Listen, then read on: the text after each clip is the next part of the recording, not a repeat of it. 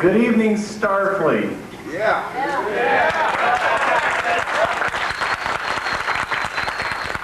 I'm Rear Admiral Tim Gillespie, and on behalf of the mighty fabulous USS LaGrange, welcome to Cleveland, Ohio, and the 1988 STARFLEET National Conference.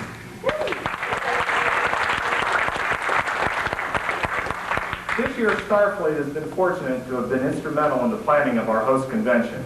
We're hoping that this year's conference and fleet activities will serve as a prototype for national conferences in the future. Now, without any delay, it's my pleasure to introduce the Starfleet Executive Committee. First, on this end, it's the Director of the Starfleet Academy, the old professor himself, Admiral Christopher Viedo.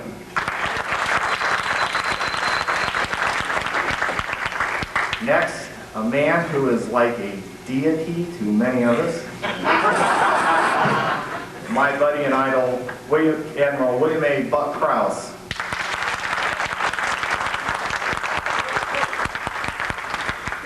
Next, a man who took everything the fleet had to offer and still came back for more. Admiral Brian Ackerman.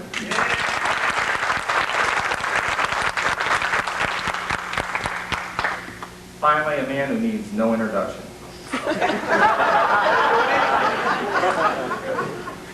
My buddy, Admiral Christopher L. Smith.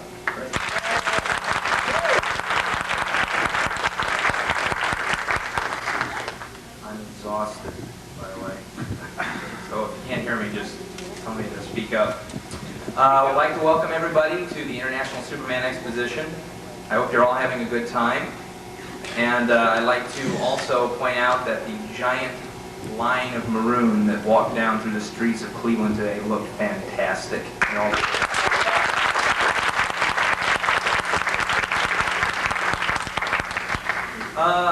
One person that couldn't be with us last year and couldn't be with us this year, the lawn grows, he's got to mow it sometime. Our president, Steve Smith. But fortunately, we're going to be able to link up via satellite with Steve. So if we have the lights out there in the back, and we'll get this rolling. Get this off there.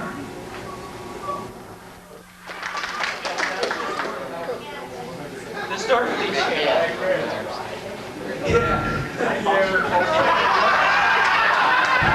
Identified for retina scan. Get up there. Smith, Admiral Christopher L.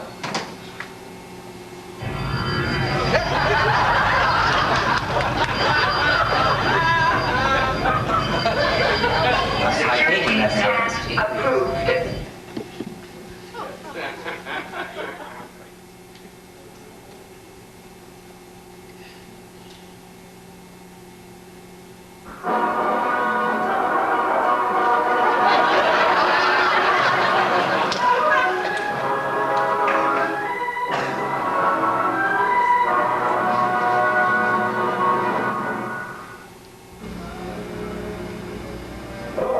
Welcome to Starfleet headquarters, based here in Newton, Iowa.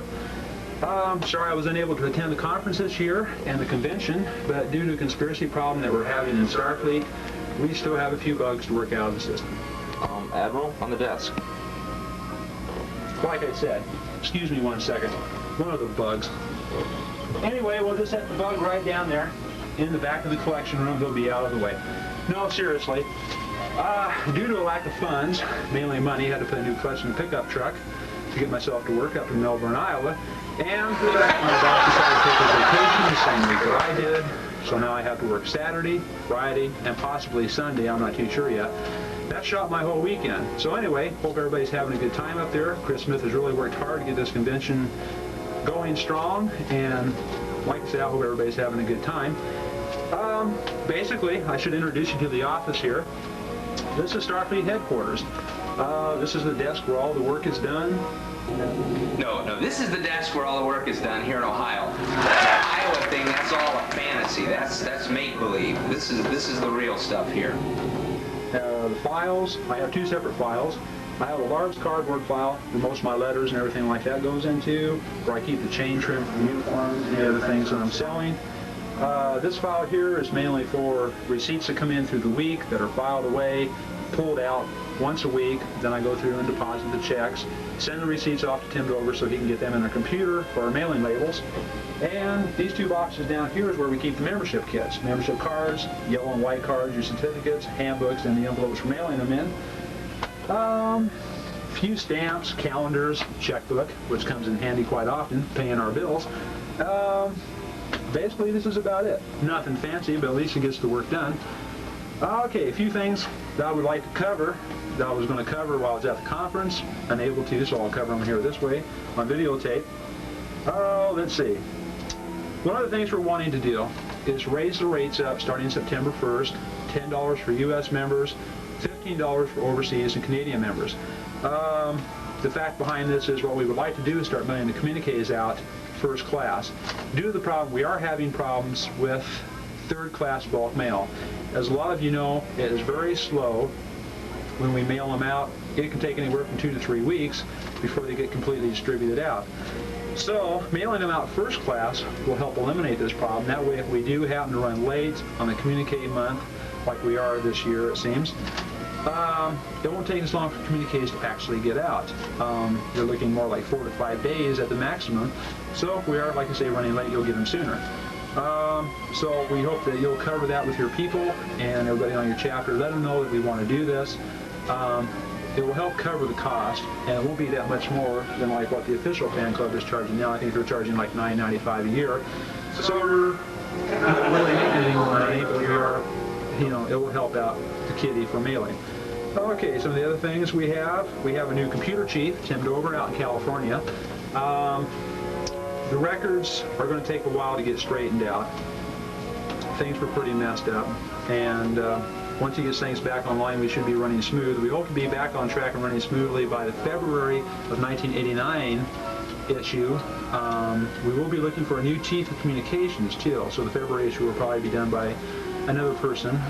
We regret that Bill Krause has to step down as chief of communications, but due to work, school, and being newly married, it's taken up a lot of his time, so we feel that, or he feels, it would be wise for him to step down at this time and find somebody else for the position. So we are accepting resumes for chief of communications, so send us in some samples of your work. We're looking mainly for professional magazine quality now, since we are running on magazine quality stock paper with color photographs.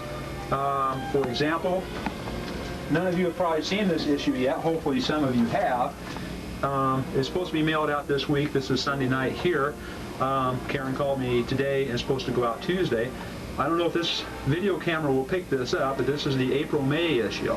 As you can see, we have another full color cover, and the camera won't pick this out, but we have lettering that's laid out on the photo cover. So that's basically what we're looking for. Somebody that can do professional work like this. That way it'll help the Newton Daily News out quite a bit when we take that in for printing. Okay, some of the other things that we need to cover here. Renewals are all messed up due to our old computer chief. Tim is trying to straighten that mess up. We had some people that had, like, well, for example, okay, we'll use this for an example. If you joined Starfleet in February, you would go down to my record book as a renewal for February. Let's say if you, okay, February of this year, 1988, your renewal would be February of 1989. Well, apparently our old computer chief had some people's renewal dates 5 to 6 months past from where I had them. So instead of renewing in February, they were renewing in June or July. We have had a few people contact about this, wondering why they've received the renewal cards already when they thought they weren't supposed to renew. So basically ignore the renewal date on your mailing label until Tim gets everything straightened out. When you get your renewal card, don't hold on to them. Try to get those back to us within 30 days, because you'll help Starfleet out and you'll help yourself out by not missing anything. Okay, let's see. We're also looking for volunteers to man Starfleet tables at Starfleet cons. We've had 3 or 4 people do this so far. Michael Dagnam is one up in New Hampshire. Robin Campbell is our newest member to join this new job, so to speak. We also have a new person that has shown some interest, Carol Peterson from the USS Condornium. I think that's how I'm pronouncing that. What we do, depending upon the stock of membership kits that we have here at Starfleet headquarters, I will send out anywhere from 25 to 50 kits if you have a big convention in your area that you think you can do good at selling Starfleet.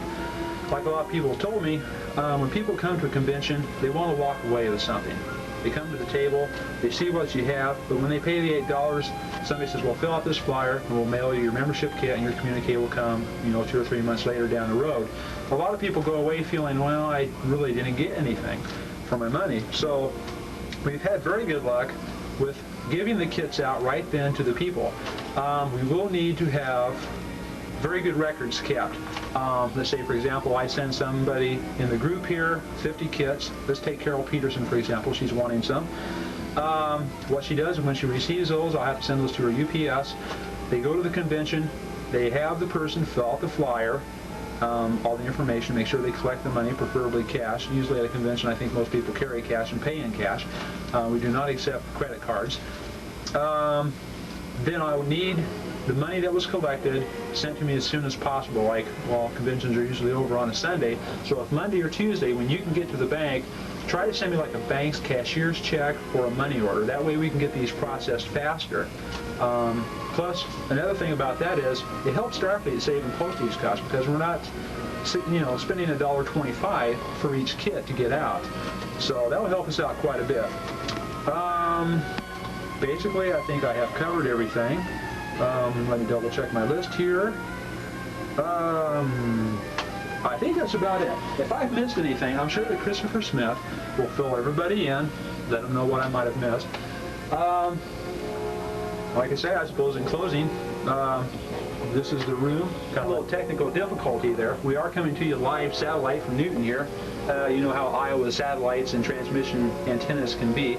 We're a little slow out here. And no, I'm not staying here to pick corn either, if any of you are thinking that. Please don't send me any Crispec cereal either. I've got a whole slug of them in the kitchen of all the STARFLEET fans out there that are sending me boxes of Crispec because one side has corn in it, so I don't need any more of those. Well, basically in closing, since we're back online now, our cameraman seems to be going strong. Basically what we had to do, we had to let him give his hand a rest. It got cramped there holding up that VCR. If Mark just wants to pan around the room, this is, like I said, STARFLEET headquarters. It is very cramped. You gotta watch your head on the ceiling too. But that just about covers everything. Like I said, if I miss anything, I'm sure Chris Smith will fill you in. It's been a pleasure doing this tape for you. Like I say, I wish I could have been there myself. Are we back online? Thank you. Like I said, I wish I could have been there myself, but other priorities come first sometimes, and this was one of those times. So anyway, I hope everybody's having a good time. Enjoy yourself. Maybe we'll see you next year. Till next year, ta-da.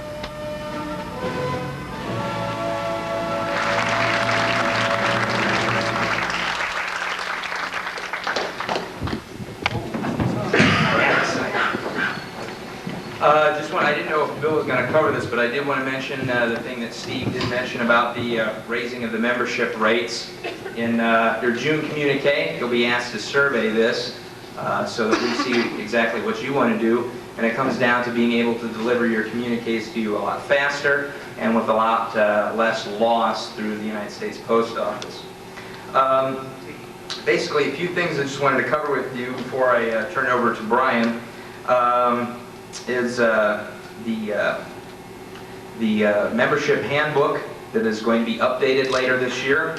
Unfortunately, that was delayed a little bit because most of us were working on this event here this weekend. Steve Stein and I have received a lot of your comments from around the country, and there's some very good stuff in all these comments, and a lot of things that brought into our minds things that had never been thought of before that need to be amended into the Constitution by the Admiralty Board.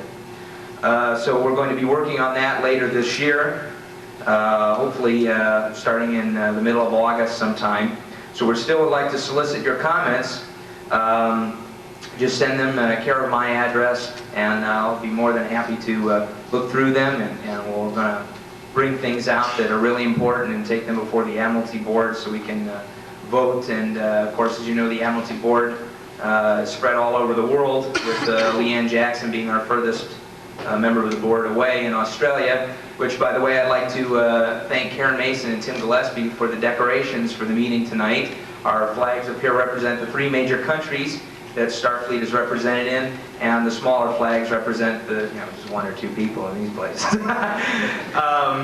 Also, another thing I wanted to bring up, one of my new jobs in just running the Vice President's office, which is sort of like the General Manager's position of Starfleet. I have been, as you can tell by coming to this expo, been endeavored in starting to produce exclusive Starfleet merchandise. Very few other fan clubs actually produce this kind of merchandise for their members, and we wanted to have the members, give the members something that they'd be able to have to show that they belong to Starfleet, something of quality, something very nice.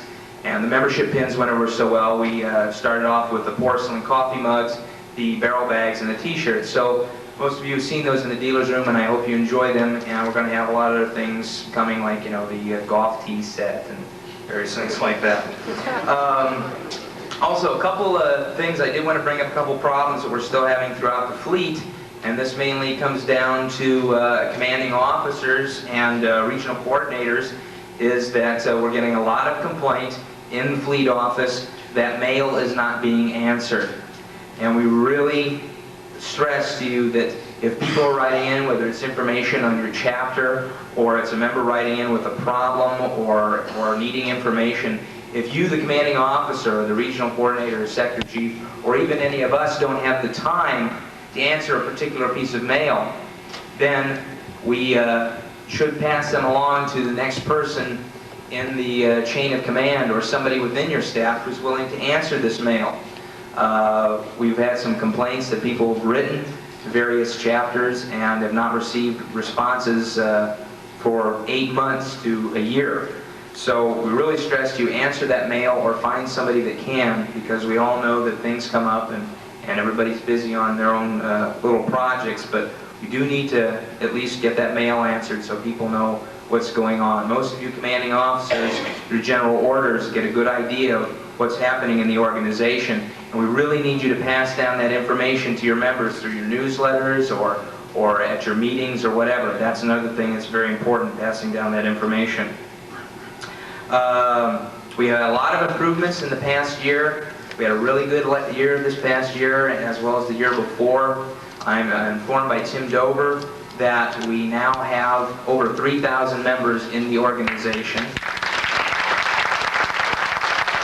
was brought up when the Steve Smith administration took office, was brought up to 1,200 we had at that time. And as you know, we've had some problems with presidents in the past. And any of you who were here to see Magel's blooper tape, you'll notice that at the end credits it had a credit that said Eric Stillwell removal by, and that's because Eric, I guess, hangs around the set too much out there, and they're just learning to remove him. We did that a while ago.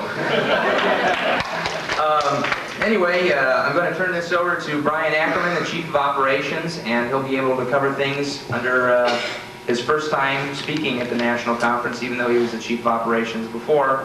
I'd like to turn it over to Brian Ackerman. I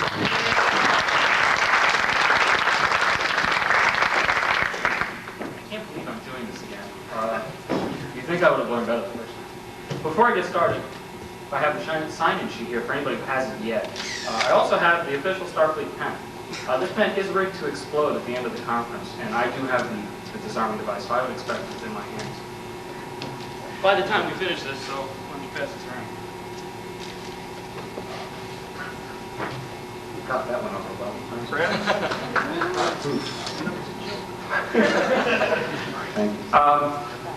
As Chris mentioned, I did this for a couple of years back in the tail end of the Fran Booth administration, and was asked, none too politely, to take it over again in November, and was just amazed at how this organization has grown, not just in terms of number of members or number of chapters, of which we now have 78, but in terms of the maturity of the organization. The chapters of Starfleet, by and large, are engaging much more in community service and charity work. We're doing more than just sitting around watching Starfleet tape. And it's indicative of the fact that we're now a 15-year-old organization here. A couple of things I will bring up here. I know last year we mentioned the sector region realignment, and a lot of you have had questions over the past years because we've sort of been sitting on it. The reason for that is when the idea was first proposed and Alex Rosenzweig first got your opinions on it, one of the major opinions that we did get was that Region 1, which was scheduled to be broken up and divided between what would be Region 1 and Region 2, this did not sit well with these individuals. And because in looking over the situation, trying to find a better way to divide up the sectors, I just really, and the people who worked on this, just could not come up with anything better. So right now, for the foreseeable future, we're going to sit on this. The regions of the sectors, they are in need of reworking, but they do work.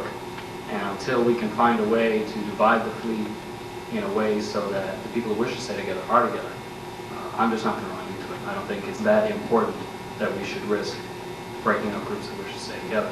So right now we're going to sit on that. And if you have any ideas on how this should be done, send them to either Alex or myself. But right now, we'll sit on it. Another thing that's been brought up, it's been gone over a bit, but I'll just run over it really quickly. The question of the Excelsior class ships in Starfleet and the Galaxy class ships in Starfleet. It's another question that's been gone over a lot. Should there or are there such vessels here? The Ingram class, if you've seen the blueprints out, the Ingram class space control ship has been adopted basically because we have seen it in the Next Generation as an accepted class in Starfleet. It does carry the designation SCS. So if you're working on a shuttle and are interested in that class of ship, the lists are available from Alex, as are the rest of them. As far as the Galaxy class ships, again, at this time, Starfleet has decided to keep the structure of the organization within the 23rd century. Therefore, the Galaxy class ships will not be an accepted starship class in the organization at this time. If it turns out that we can come up with a workable arrangement for it, we'll do it. But right now, as of now, we haven't come up with it. Which brings up another problem that we've had this past year, and that still is the problem of ship names. And we've got a number of tremendously creative people out there who are coming up with some wonderful names and wonderful class ships and that do all sorts of amazing things. But unfortunately, just are not on the list of, Alex, you can correct me on this one, somewhere about between 800 and 1,000 names we have set aside for Starfleet use. My policy in the last 6 months has been, if the group petitioning for the name can come up with a good reason for it, a good enough reason to convince me, then we'll go ahead and use it. We have a chapter in Region 1, actually, the USS Bonaventure, and for those familiar with it, it is the original Warp Drive ship. And we decided to let them use that. Up in Region 5, they use this USS Pendragon, which is another name that wasn't on the list, and they submitted almost 75 pages of technical material backing up their claim. We figured out they went through all that trouble. I can't turn them down. So the point that I'm making is that we do not set these rules in stone. If a good reason to come up with, we're not here, these rules aren't existing to inhibit your creativity, they're just there to give us a little structure. For those of you involved with it, the Disabled Consultants Program of Starfleet is back online. We have a new director, a gentleman by the name of Gregory Phillips, down in Deerfield Beach, Florida. He has informed me that he has, or will within the very near future, get in touch with all the commanding officers, if he has not done so already, regarding individual ship participation in the program. If I read him right, what he's looking to do is increase accessibility at this stage in terms of meetings and convention gatherings for disabled members of Starfleet. The program has a different focus than it did the first time we tried it. And I have a lot of confidence it'll work out real well. A number of the other problems that we've attacked in the first couple of months that we've been doing this is improving Starfleet participation in what have traditionally been dead areas of the fleet. Up in Region 5, in the Oregon-Washington area, has experienced incredible growth that we're very proud of. And also some of the communication problems we've had in our dealings with our Canadian members has been improved. We have 2 operations people in British Columbia and in Alberta,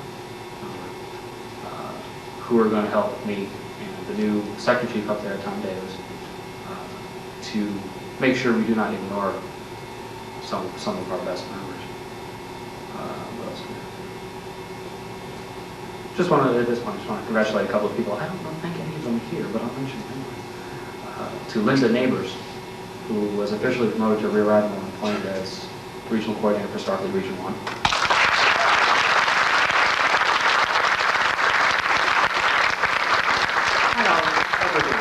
The promotion was overdue. In Region 5, the Regional Coordinator down there, Tom Davis, was promoted to Rear Admiral and given the position of Sector Chief for Operations Northwest.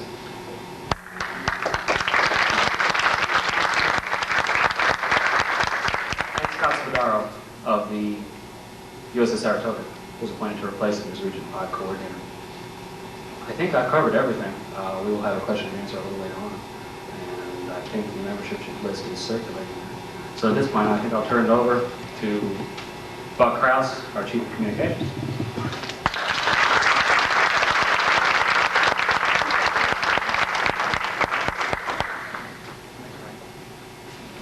Well, it's like Steve and Chris covered most of the stuff I wanted to talk about tonight. Well, we know we want to raise the membership fees to $10 to help get the community out a little bit faster. It'll be done in September, right? Hopefully, to improve that. There's a few things I want to talk about on the upcoming issues of communique. As you know, we've upgraded the quality of the communique. We're now at full color on the cover. The February issue, which we just had, we had one on the inside. We can't afford another one for about $300 for a full color screen process. So we're just going to have this to one, and a 2-color ink on the inside. So it's really improving. We're really working on it hard, trying to get this thing looking more professional every year, and hopefully we'll find somebody who can replace me. I just haven't felt I'd be able to put enough time into the communique with school and work and other things, and other personal things. So I'm looking, and if you feel you can do the communique and want to do it, you're crazy if you want to do it. Believe me. Go ahead and send me your resume if you have one, and samples of your work, so I can see what you can do, and I'll recommend them. I'll recommend you to Steve Smith, who will approve it, and if you get it, you'll be the new next Chief of Communications. If Steve wins the election for next year, and you can do it for 2 years. I've been doing it for 3 years. You'll get off easy, you'll be doing it for like 2 years. If you want to do it even longer than that, then it's up to you. I'd like to thank all the people who have been sending the compliments about these last 2 issues of Communique. I really thank you on that. Last year, '87, communiques were kind of went downhill as far as quality. That's probably due to my fault. Really wasn't putting enough time into it and getting it out in time. Basically, the biggest problem had been the computer moving labels, not getting it back in time to stick on the envelopes, and just not being accurate enough. I've had a lot of problems with communiques coming back to me, undeliverable as addressed, and people moving, not letting me know where it disappeared to. And that's been a big problem as far as getting the communiques to you. But hopefully with Tim Dover out there in California, he's really got a handle on this vending label situation. And right now we've got a pretty good situation between him and I. Good relationship as far as communication goes. I can call him up every day if I want to and check on somebody, make sure they're on the mailing list. If I get a word from somebody saying, I didn't get a communique, and am I still on the mailing list? So I can call Tim right away and say, hey, is this person on the list? And if he's not, I'll re-enter them on the computer. And it's very easy for me to do. Hopefully with that situation and the raising the rates to $10 and getting this thing out first class, we'll get the communique out to you quicker and hopefully more efficiently. What else am I talking about here? I want to announce some new departments in communications. We've now reopened the Department of Graphic Design, headed by Captain Rick Alvey, USS Constellation 2. He's standing right here.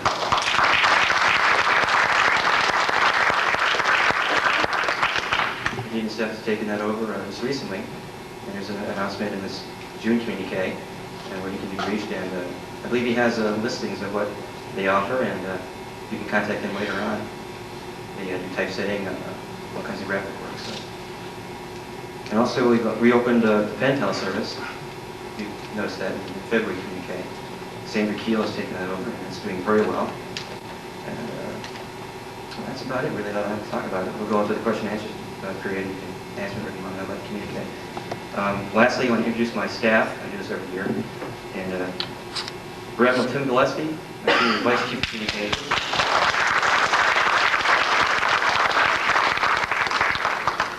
Captain Thomas Wilson, Vice Chief of Communications.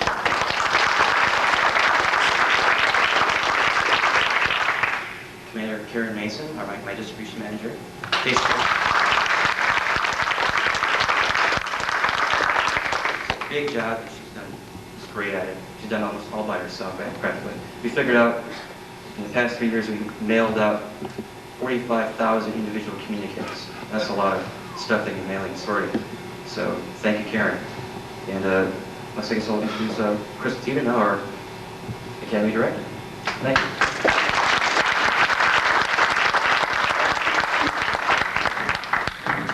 Hi, my name is Sal, and I run the STARFLEET Office of Corrections. As you all know, I'm Chris Viedo, and I do run the STARFLEET Academy, to the best of my ability. Last year, we did see a lot of changes in the Academy. Most have been for the better, as you're saying, most. And last year was one of the more productive years that we did have. Even through the many staff changes in the last year, we still managed to improve the efficiency of the Academy. We've added some new people, we've switched some of them around, slightly asked a few to step aside, and regrettably gave a few up to better fleet positions. Thanks, Chris. Two of the biggest changes this year came in the officers training program. Both were a result of last year's national conference. The smaller of the two was the division of the OTS into East and West Coast campuses. This eased my workload a bit, cut down turnaround time. The second one was the beginning of the tuition fee for the program. We did ask for opinions on it, and there weren't any complaints. There were no problems about it, so we did go ahead and implement it. And since it started, many more of the OTS packets have gone out on time. I guess it's like the airlines, they're getting better, and so are we. Production of the new manuals has gone to Tim Dover, who somehow got onto the communication staff after it became part of my staff. He does print the manual on a high-quality laser printer, so the dot matrix quality in the past is gone. It is no longer digest size, it's a full-size copy, so it is easy to read. One of the suggestions I had received was to number the pages so that if you do drop the manual, you can put it back in order. We have started doing that, and I think we've really made some big advances in the OTS. One of the big problems, though, I can finally say is not from my end. Since we've started the tuition fee, about 150 OTS packets have been sent out. This is from November 1st. Roughly 20 have been sent back for grading. Everyone complains that they don't get their stuff on time, but they aren't making full use of the program either. So now I'm putting it back on you. I enjoy running the program. From what I hear, the people who do complete it enjoy taking it. I'm asking the commanding officers now to take a bigger role and get their people to return their OTS grade, the exams for grading. Hopefully it'll make for a stronger and a better fleet, and I think it'll work. Originally, Rob Lerman was the OTS West director, but we switched him around a little bit, and now Tim Dover does handle OTS West, and so far things have been running pretty well. Moving right along, the postgraduate school, we have also split between East and West Coast directors. Originally, Tim Dover had that position, but he got another job, so we found a new director. Eric Johnson of the Arcturus is the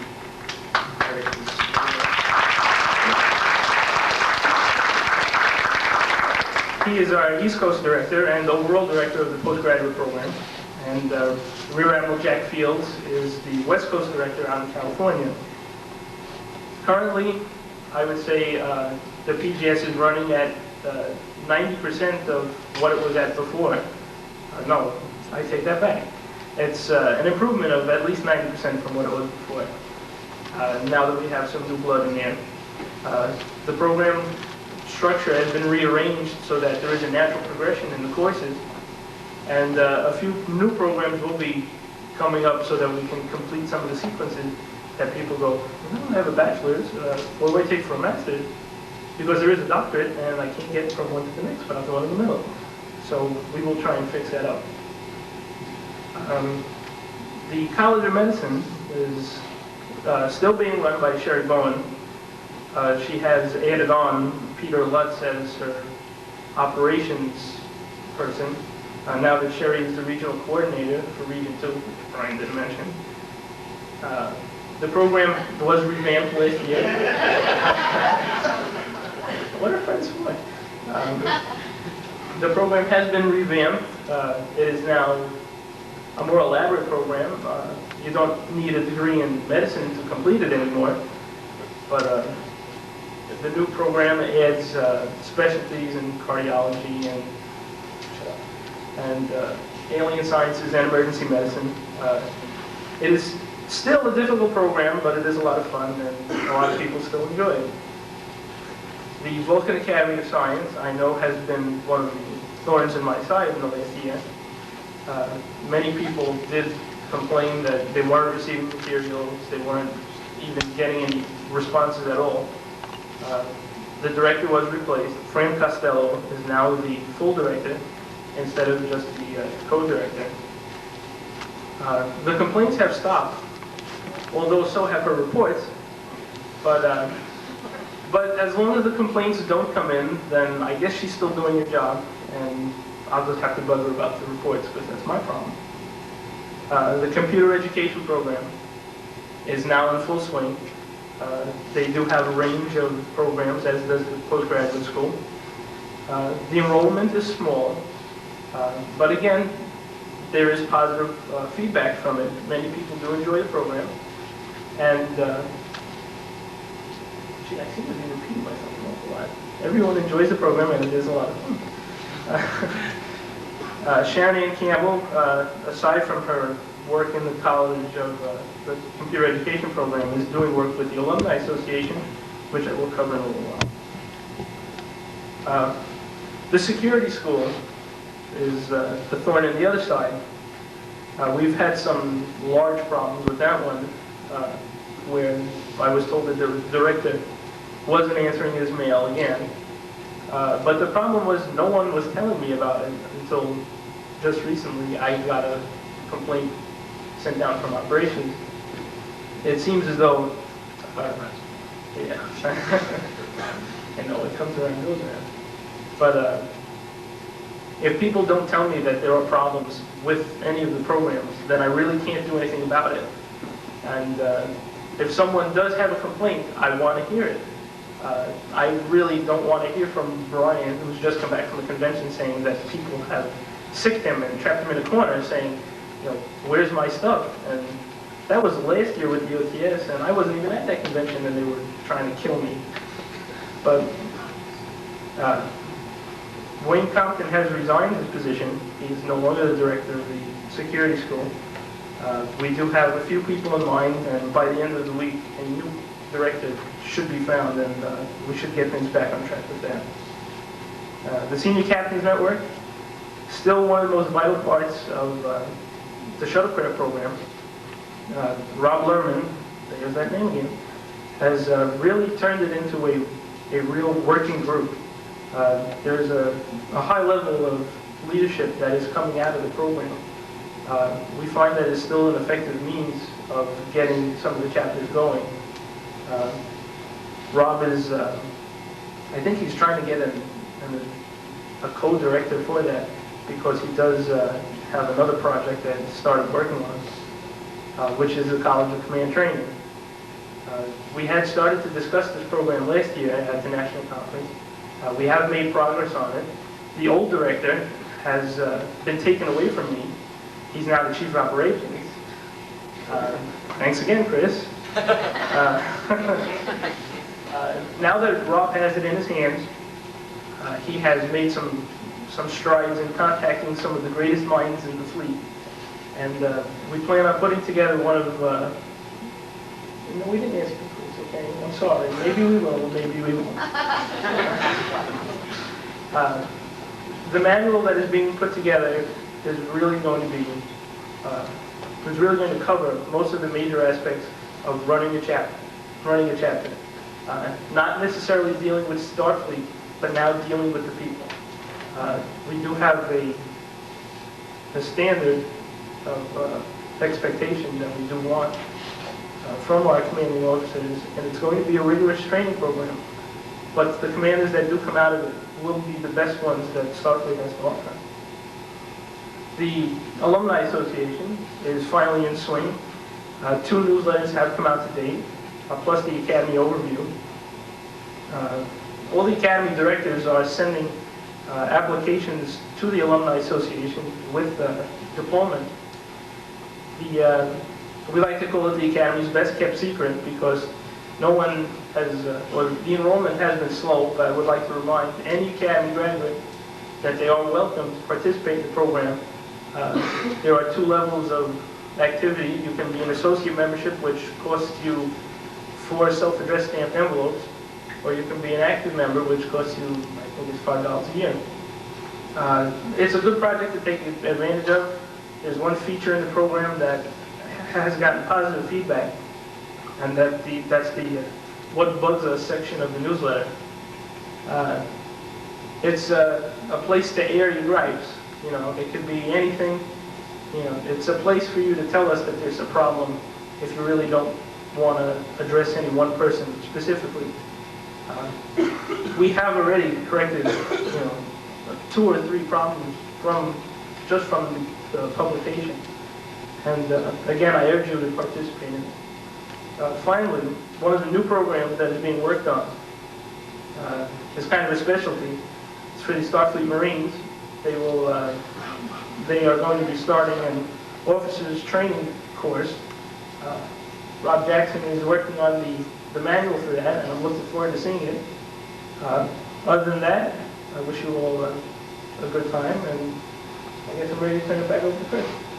Okay, now we'll field the room for questions. Anybody have any questions on Starfleet or any of the departments? Just raise your hand up. We'll be glad to answer for you. Is that the membership list? We got it back this year? Chris, we didn't get a chance to sign that back here.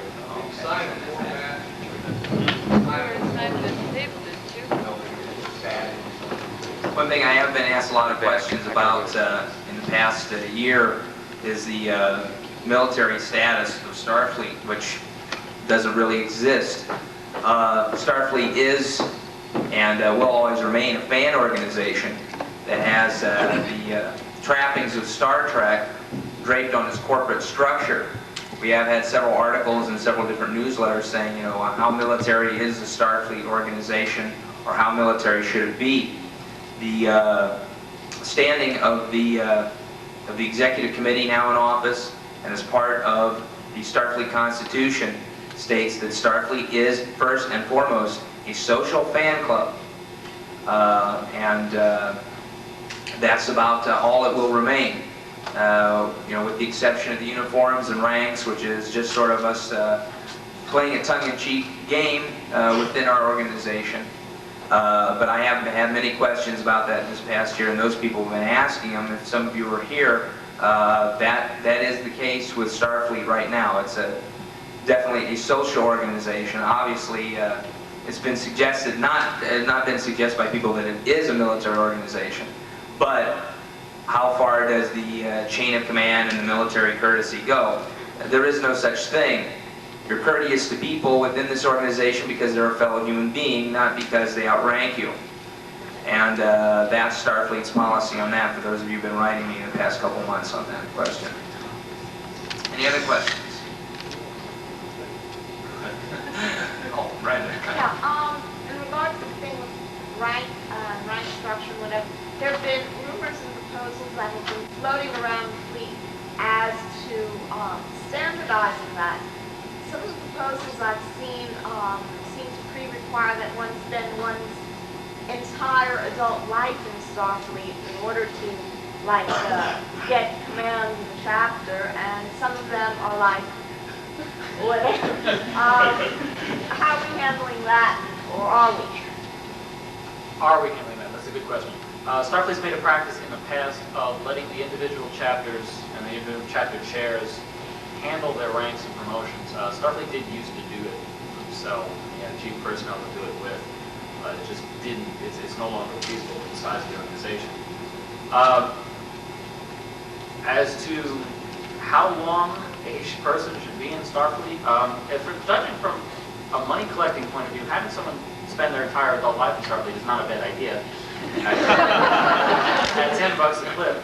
But I don't think it's going to get a lot of popular support. So the way we will work, and the way we have worked, is we still leave it basically up to the individual chapter chair as long as it's a reasonable program.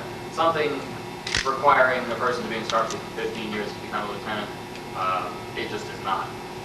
So in my convoluted way, it's still at the chapter level. However, we are watching it. We cannot let things get out of hand. The whole point behind a rank promotion system in each one of your respective chapters, as I was stating, the rank doesn't mean anything. What the rank really means, and what it should always mean within your organization, your individual organizations, is it means someone who is a commander as opposed to someone who is an ensign, to reflect two things. One, someone who's been in a longer period of time, and two, someone who's done a lot more work within your respective organization. And that means work within your organization to make it an active entity, or within community service, which is very important, whether it's going out and organizing the group to go out and paint the senior citizens housing community like they did in Texas, whether it's raising funds for PBS or American Cancer Society, as so many other chapters have done. That's what the rank reflects, not any military status, but activity status. Any other questions? Okay, to continue on that subject, as we've talked about before, I've submitted a proposal for a rank and promotion system. 2 years ago at Space Trek, in Sharon Smith's room, when the question was put if it was a good idea to have one basic system, the unanimous decision was yes. And in the interim, though, we've made no strides towards at least still trying to find out about the feasibility, practical feasibility of having some type of system. With the problems that we have with our current systems, with it being so eclectic from ship to ship, chapter to chapter, it would seem that having a system that would allow not too fast or not too slow progression in rank, and also a way to recognize those people who have put in years in the organization, and also from the activities and the good work that they have done, that it would just seem to make sense to have such a system and have one consistent system throughout the organization.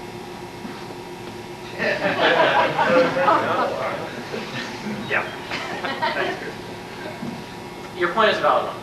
There are problems with having each individual ship do it their own way. However, you say it was a unanimous decision in Space Trek. That's not what I've seen in just 6 months of doing chief operations. I have seen situations and chapters that feel that they should not have that kind of structure imposed on them. Well, it's not so much having one imposed on them, it's just finding one that makes sense for everyone, one that takes care of all the problems that the current systems have, because each system has its own peculiarity.